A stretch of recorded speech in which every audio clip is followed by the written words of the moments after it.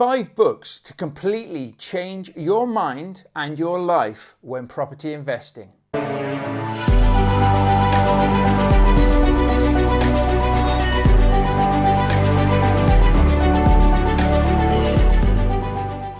Hello, my name's Mark Fitzgerald. Great to have you joining me here. So, 5 books that I highly recommend everybody reads when getting started in property investing, when looking to open up and make their mindset stronger. And of course, if you're looking at building any sort of business out there, whether it's an e-commerce business, a property business, or anything else, these 5 books, and I've got a couple of bonuses for you at the end as well, will really help you. So one of the major books that I read, which isn't property related, so I'm not going to be going through a whole host of property investing books. I might do that in a different episode, but not in this one. I'm going through books that have changed my mindset, that have helped me to achieve the goals that I've wanted to achieve out there. And the first and foremost book was The Chimp Paradox. Now, The Chimp Paradox, which was written by Professor Steve Peters, is a fantastic book in which it segregates 3 major areas of your brain, and one of those areas acts like a chimp, so it's very reactive. So when you're in traffic or somebody annoys you and all of a sudden you flip at the end of the day, you flip out and you don't want to and you just maybe say something that you didn't want to say.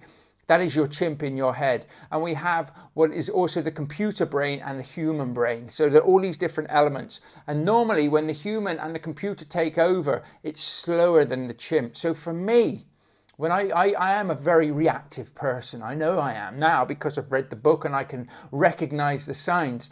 But if somebody cuts me up into traffic or something and you all of a sudden lose it, it's not the end of the world. Whereas the human and the computer element might say, well, you've just made a bit of a plonker of yourself there, Mark, doing all the actions and shouting and screaming. In that moment, the chimp got the better of us. Now, the chimp is a major part of the brain that when obviously we were cave people or we live in dangerous environments, it keeps us sharp, it keeps us on our toes, it keeps us alive in a lot of places. So it's not a bad element to have. But in today's society, when things aren't necessarily always life and death, it is good to recognize those feelings, to recognize that side of the brain that the chimp will pop out, because sometimes you can make a bit of a fool of yourself. And I expect we've all been to that point where we've said or we've done something and then we've regretted it afterwards and thought, oh, why did I say that, or why did I do that? That is because the chimp side of your brain has got you out there and has just gone and done it. So by being able to recognize this myself, being able to maybe take a couple of deep breaths, I never understood why people used to say if you're wound up and you're going to lose it, take a couple of breaths, because it gives the human element and potentially even the computer element part of your brain a chance to kick in to say, hang on, chimp, you might be right, that might be how you want to react, but right here, right now, let's react in a more civilized manner, if that is what it takes. So it helps you in business. It helps you in your property investing, of course, because it means that if something does go wrong, you're less likely to just react and blow a potential deal straight out of the water. You'll put yourself in a better position. So I highly recommend The Chimp Paradox. Is one to read if you haven't read it, or listen to it, of course, on Audible as well. Another big thing in life, in bettering yourself, in being the best version, is to have good habits in what you're doing. So another good book to read is Atomic Habits. Now, Atomic Habits by James Clear is a book that I bought and didn't read for a long time. It's one of those ones that just sits on the shelf. It's a big old book as well, and you think to yourself, what are they going to tell me about habits and things? But if you look, I mean, there's so many pages that I turn over. I fold the pages over when I want to go back to things, and I highlight things, and there's some fantastic information in all of these books actually. But habits are a massive part of success. You have to have healthy habits, you have to have good habits to succeed. Because if your habits are bad, if your habits are wrong, if your habits are sending you in the wrong direction, not looking after you, not looking after your best interests, you need to start cutting those habits out. Maybe you like to have a drink, an alcoholic drink, every night potentially, or, certain times where you drink too much. you need to start incorporating healthier habits to get rid of that. Why? Because you get the brain fog. You'll feel so much better if you do this, and you will perform better as well. So habits are a massive part, and really finding out how you can start to change habits is a lot easier than you think. And of course, you don't have to start with massive habits or completely change your life and change everything in one. Normally that doesn't work. Normally it's about just systemizing it, starting to grow good habits, starting to, one of the habits that I always wanted to incorporate was to meditate. Was to take a few moments to meditate, to slow my mind down, so to speak, and just get all of the hecticness, all the noise that's in my head, and slow it all down. So for me, I had to find a way to incorporate a habit. By reading the book, it shows you, sort of incorporate into a habit that you already have. So there's habits that we have daily, which is brushing our teeth. But obviously having things like breakfast. So what I tended to do now is I incorporate my meditation into my breakfast ritual, if you like. So when I actually make my porridge, I have porridge, and I like to have a coffee or a flat white or something like that with my breakfast. Once I've made that, I give myself 5-10 minutes of meditation. Lets it cool down. I can't eat it anyway. Lets it all cool down. I meditate, and then my habit after that is then to read 10 pages of a book whilst I eat. And have my breakfast. So I incorporate two things into what I do daily anyway. And it really just goes through those sort of things and why it's important to be able to do so. Okay. So again, another great book which can help you, building your business, building your property investing, but getting your mindset straight and everything like that as well. Another book that can really, really open your eyes to things. And I'd never heard of it until it was said to me to read it. Is The Untethered Soul. This is an amazing book by Michael A. Singer, and this one here can really get you thinking. I would say potentially read that one first to get a bit of an understanding and see whether it's something you want to dive a bit deeper in. I always think to myself, the stronger my mindset is, the better I can be as a husband, as a father, as a businessman, and as a friend. And that is what I want to be remembered for, because at the end of the day, we're all only got so much time on this planet. And what do we want to be remembered by? Well, you could be rich, you could be wealthy, you could be a lot of things. But are you really going to be remembered for that? Or are you going to be remembered for the person that you are? For me, it's the person that I am. My kids, when I'm gone, I hope that they turn around and say, my dad was a fantastic man. He was always there for us and he loved us to bits. And he showed it in a really nice, manner. I want to be the best person I can be. The Untethered Soul is your first stepping stones to really understanding you, to really understanding how your mind works and what it's all about. So I highly recommend this. It's not all woo-woo. It's very, very in detailed. I read it and I bought the audio version as well and listened to it. I almost read it back to back. I did have to stop because I had a meeting. It's not a massive book. I'm not a very quick reader either. So for me to say I nearly read something, it's about 180 pages. Brilliant. Absolutely brilliant. And I've read it again since, and I continue to read it because I have those aha moments with it. But it is something that I reckon once you've listened to it or read it, you really will want to listen to it and read it again. Okay. So on top of that, then let's get some business. Let's get some business going, shall we? This is an amazing book. I've heard this for years. Shoe Dog by Phil Knight, all about Nike. And I've heard about this book for many years. Everybody's always like, oh, it's brilliant, it's brilliant, it's brilliant. Again, it's a fair sized book. That doesn't put me off. I bought this book again. It sat on the shelf and everybody kept on saying, this is a great book, Mark, great book. Why haven't you read it? I started reading it and I tell you what, it's another one of those books you don't want to put down. Every time you get to the end of the chapter, you're like, I've got to see what happens next. And this follows the path of Phil Knight, who started Nike up. In the 60s, 70s, he started up the Nike business and basically he dragged it with a team of people. He dragged it through thick and thin.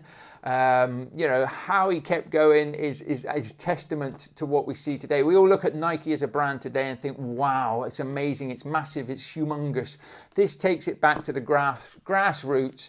And shows you what entrepreneurship is all about. I think that really does emphasize the ups and downs, what we have to go through, everything like that. A lot of people can see the icebergs as an analogy, as they say. So we see people here and we think, wow, look at that, that's where we want to be. They don't see everything that's under the water that you cannot see. So all the sacrifices, the stress, the heartaches, the pains, the disappointments, and we all have this. I've had this throughout my entrepreneurial journey as well. But we push on through. Why? Because we know what we want. We really know what we want. And that's one of the key things that I say to any of my students or my clients. If it's 100% what you want, you will succeed, because you will not quit when things get hard, and things will get hard. On that note, if you need any help with any tools and resources, then visit thepropertyunleashed.com. We have free ebooks there on property investing. We have deal analyzers, spreadsheets that you can download so you can stack deals and things. And we have some free masterclass trainings there. And of course, we do have training products there as well. And we do have coaching on offer. So check out all of that. It's completely free to have a little look at, unless you want to purchase, the roadmaps to success in property, in rent to rent, in serviced accommodation. And of course, if you're just looking at really growing your business, we can help you in a lot of areas there. But as we go back to the book really does take you on that entrepreneurial journey that if you're maybe new and starting out, I would highly recommend you read. Yes, it's got nothing to do with property, and you may be all into property at the moment, but it has got to do with entrepreneurial business. And if you are a property investor, you will be an entrepreneur. You will be building a business, whether you like it or not, or you should be, is my recommendation to that. So really do check that one out. It's great. And on top of that, I am going to hit you with Traction as well, which is a Geo Winkman book. This is really, really good for being able to structure a business. So when I built my rent-to-rent businesses, okay, initially a lot of trial and error went on, a lot of error went on until I read this book, actually. And this book really, really helped me, because it's like a roadmap and a blueprint to how to systemize and build a business with the people that you need in it. To grow a business, to actually start making more money, you have to employ people, or you have to employ systems to help you. You cannot do it all on your own. You will reach a threshold very, very quickly that you will not be able to push through on your own, because you'll be holding yourself back. So it is vitally important that you follow some sort of systems. I help people with this myself now, because I've done it in my corporate background as much as I've done it in my entrepreneurship, and 3 different companies for myself now. So this is a great little book to get as well, to open your mind up to these things. I recommend all of these to people when they are building up businesses, because there's some fantastic tips and tricks in here. So a little bonus now for you, because we are talking properties. We are very much property orientated, and you probably have read, if not already, Rich Dad, Poor Dad, okay, by Robert Kiyosaki. This is one of those light bulb moment books that when you actually read it, you start to see the difference between good debt and bad debt, and what is an asset and what is not an asset, what's a liability and things. And I really enjoyed Rich Dad, Poor Dad. I thought it was a fantastic book. It really does, if you've never read it, it gives you all the basics that you need to get started in investing in property and just investing in businesses and things like that, but how you should be setting things up. But likewise to that, a book of Robert Kiyosaki's that doesn't get as many mentions as Rich Dad, Poor Dad.